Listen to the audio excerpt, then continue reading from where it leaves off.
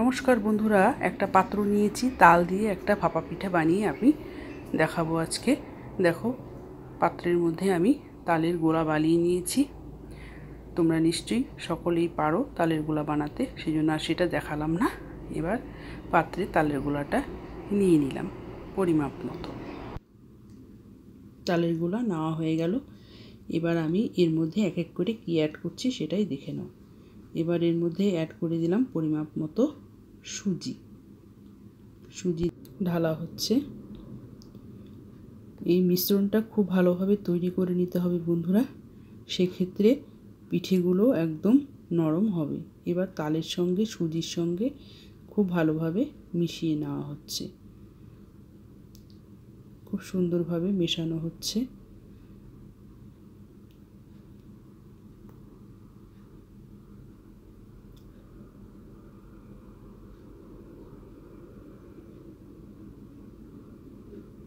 চলো, তালের সঙ্গে সুজির সঙ্গে খুব ভালোভাবে মিশিয়ে নিলাম। এবার আমি এর মধ্যে অ্যাড করে দেব সামান্য পরিমাপ লবণ। বন্ধুরা, তোমরা এখানে চাইলে চিনি অ্যাড করে নিতে পারো, সেক্ষেত্রেও খুব ভালো হবে, মিষ্টি মিষ্টি হবে, খেতে ভালো লাগবে। যারা মিষ্টি খেতে পছন্দ করো তারা চিনি পরিমাপ মতো অ্যাড করে দিবে। আমি এখানে সামান্য একটু জল দিয়ে নিলাম, তাহলে খুব সুন্দরভাবে মেশাতে ভালো হবে।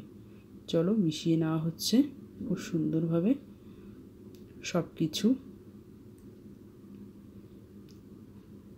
এই মিশ্রণটা খুব যত ভালোভাবে মেশানো হবে তত পিঠেটা খেতে ভালো হবে।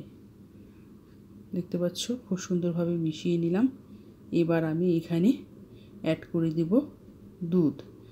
জাল দিয়ে ঠান্ডা করা গরুর দুধ আমি অল্প অল্প করে অ্যাড করে দেখে নেব কতটা পরিমাপ লাগছে। দেখতে পাচ্ছ, দুধ দিয়ে মিশিয়ে নেওয়া হচ্ছে। আরও কিছুটা পরিমাপ দুধ দিয়ে দিলাম, খুব ভালোভাবে মিশিয়ে নেব। তোমরা এখানে জল দিয়েও মিশিয়ে নিতে পারো, দুধ দিলে খেতে ভালো হবে, সেই জন্য দুধ দিয়ে মেশানো হচ্ছে।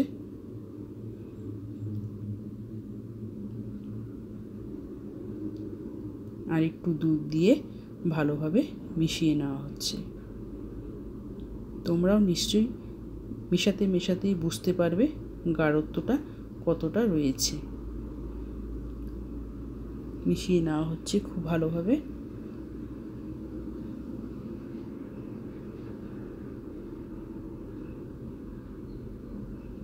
মিশ্রণটা একটু পাতলা পাতলা রয়েছে।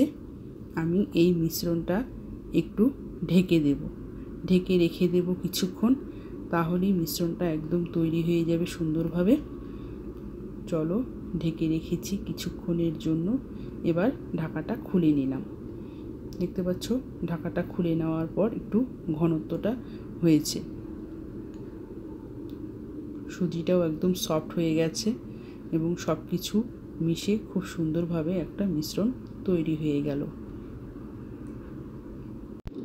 চলো, এবার মিশ্রণটাকে একটু হাতা দিয়ে খুব ভালোভাবে দেখিয়ে নেব কতটা ঠিকঠাক হয়েছে। দেখতে পাচ্ছ, হাতা দিয়ে একটু আমি দেখে নিলাম, একদম স্মুথ, খুব সুন্দর একটা ব্যাটার তৈরি হয়ে গেছে। পিঠে বানানোর জন্য তালের ক্ষেত্রে এভাবেই তৈরি করে নিতে হবে। দেখতে পাচ্ছ, খুব সুন্দরভাবে তৈরি হয়ে গেল এই মিশ্রণটা। এবার আমি এর মধ্যে অ্যাড করে দেব ইনো পরিমাপ মতো। দেখো, হাতে ঢেলে আমি ইনোটাকে অ্যাড করে দিচ্ছি, কারণ খুব বেশি পরিমাণে ইনো দেওয়া যাবে না, সেই জন্য আমি পরিমাপ মতো ইনো অ্যাড করে দিয়ে একটু মিশিয়ে নেব খুব অল্প সময়ের জন্য। ইনো আগে দেওয়া যাবে না, সেক্ষেত্রে খেতে খারাপ লাগবে, সেই জন্য যখন পিঠেটা তৈরি করব তার কয়েক সেকেন্ড আগে আমি ইনোটাকে অ্যাড করে নেব। খুব সুন্দরভাবে এবার ইনোর সঙ্গে একটু মিশিয়ে নেওয়া হচ্ছে।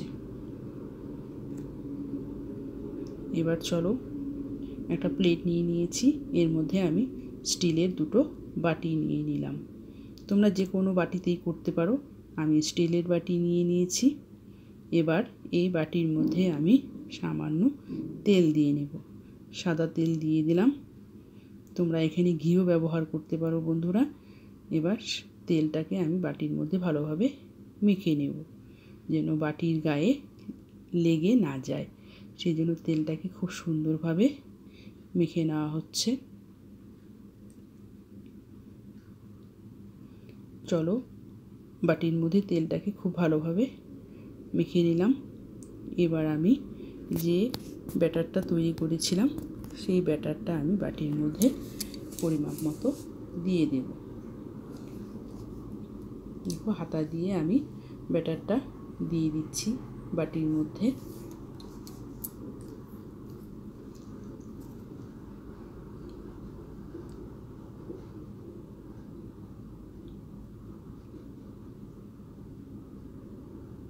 একটু ছড়িয়ে দিলাম।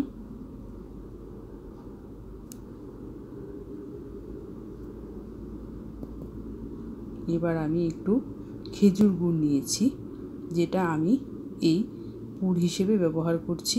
তোমরা এখানে চাইলে নারকেলের পুরও ব্যবহার করতে পারো। আমি গুড় ব্যবহার করছি। গুড় মাঝখানে দিয়ে দিলাম। এবার উপর থেকে আরেকটু ব্যাটার আমি দিয়ে দিচ্ছি, তাহলে গুড়টা মাঝখানে থাকবে, খেতে ভালো লাগবে।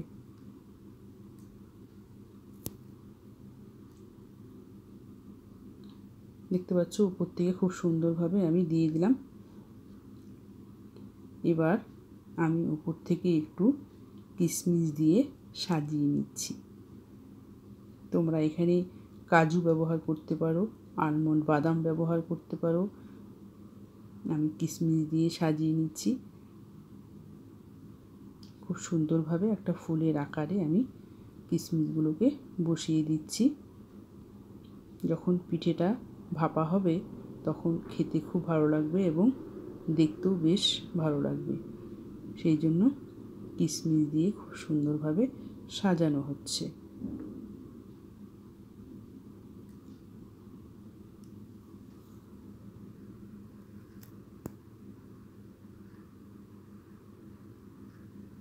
দেখতে পাচ্ছ বন্ধুরা, কিশমিশ দিয়ে সাজানো হয়ে গেল। এবার বাটি দুটোকে একটু হাওয়া বের করে নিতে হবে, সেই জন্য একটু করে নিলাম। সেক্ষেত্রে যদি হাওয়া থাকে সেটা বেরিয়ে যাবে। এবার আমি একটা কড়াইয়ের মধ্যে জল দিয়েছি, তার মধ্যে আমি অল্প লবণ দিয়ে নিলাম। এবার জলটাকে একটু ফুটতে দেব।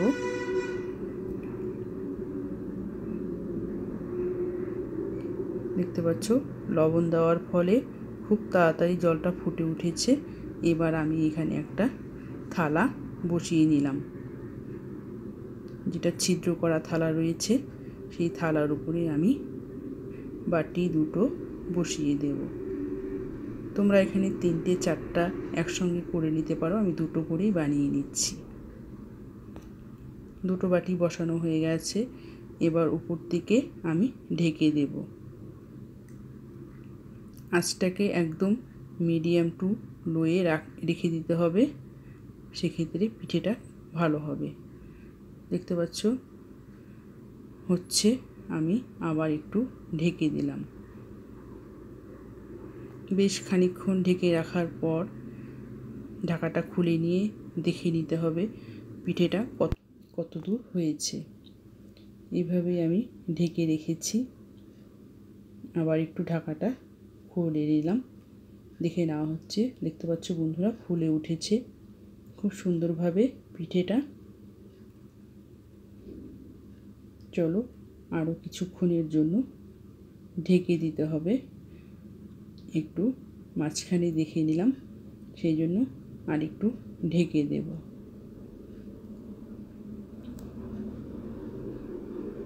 ঢেকে দিয়েছি। এবার আর একটু ঢাকাটা খুলে দেখে নিলাম কতটা হয়েছে। তোমরা নিজেরা যখন তৈরি করবে তখন নিশ্চয়ই বুঝে নিতে পারবে। একটা টুথপিক দিয়ে আমি দেখে নিচ্ছি পিঠেটা লেগে আসছে কিনা, কিন্তু পিঠেটা লাগেনি, একদম হয়ে এসেছে প্রায়। দেখো সাইড দিয়ে একদম খুলে খুলে আসছে বন্ধুরা, দেখতে পাচ্ছ একদম তৈরি হয়ে গেছে আমাদের তালের ভাপা পিঠে। দেখো কত সুন্দরভাবে অতি সহজে অল্প সময়ের মধ্যেই ভাপা পিঠে তৈরি হয়ে গেল বন্ধুরা। দেখো সাইড দিয়ে দেখতে পাচ্ছ বেরিয়ে আসছে, দেখো কতটা সুন্দরভাবে হয়ে এসেছে। এটাকে বেশ খানিকক্ষণ ঠান্ডা করে নিতে হবে, তারপর বের করে নিতে হবে। দেখো ঠান্ডা হয়ে যাওয়ার পর আমি বের করে নিয়েছি। দেখতে পাচ্ছ কত সহজে অল্প উপকরণের মাধ্যমে পিঠে তৈরি হয়ে গেল বন্ধুরা। ভিডিওটি কেমন লাগলো জানাতে ভুলো না, আর নতুন বন্ধু হয়ে থাকলে চ্যানেলটিকে সাবস্ক্রাইব করে পাশে থেকেও লাইক কমেন্ট শেয়ার করে দিও বন্ধুদের মাঝে। Thanks for watching.